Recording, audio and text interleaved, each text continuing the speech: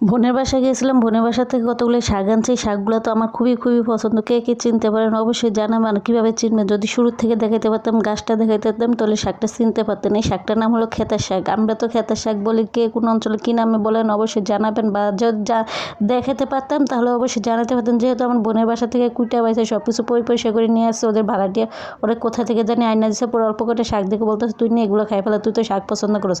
Hello everyone, কি অবস্থা? সবাই ভালো আছেন? আমিও ভালো আছি। আজকে আমি খেতের শাক দিয়ে পাঙ্গাস মাছ দিয়ে রান্না করবে, সেটা আপনাদের সাথে শেয়ার করবে। শাকটা ওর খেতে অনেক মজা। এই শাকটা নতুন মাটিতে বৃষ্টি হলে হয় মাটির নিচে বিছাইয়া থাকে।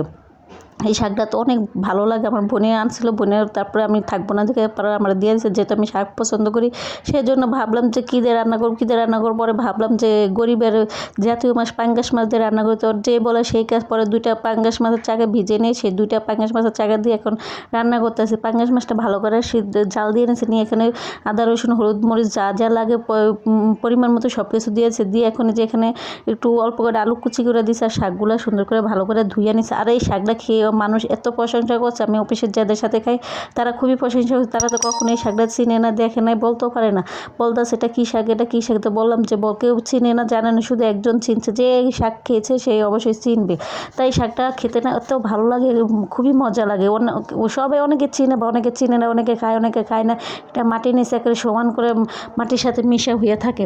এই শাকটা বেশিরভাগ আমার বোনের বাড়ি গাজীপুরে, ওখানে পাওয়া যায়। তাই আমার এই বোনের বাসা থেকে কোথা থেকে জানি নিয়ে আসছে, পরেও আমাকে দিয়ে দিচ্ছে। এখন শাকটা ভালো করে এখন নাড়াচাড়া দিয়ে রান্না করে নিয়ে এখন নামিয়ে নিয়েছে, নিয়ে এখন বাগার দিয়ে দেবো। ওই শাকটা বাগার দিলে খুবই ভালো লাগে। যে কোনো শাকে বাগার দিয়ে রান্না করলে ভালো লাগে, আর তেলান দিয়ে রান্না করলে ভালো লাগে না। যেহেতু ঘরে রসুন নেই সেজন্য রসুন দিতে পারি না। একটা পেঁয়াজ কেটে দিচ্ছি, দিয়ে এখন এটা ব্রাউন কালার করে ভেজে নিয়েছি, নিয়ে এখন শাকটা আবার ঢেলে দিয়ে দেবো। এই শাকের বাগারের মধ্যে সব কিছু ছাদ। এই যে দেখেন আমি ঢাকনাটা দিয়ে দিচ্ছি যাতে তেলটা স্মেলটা না চলে যায়, তেলটা শাকের মধ্যে বসে পড়ে।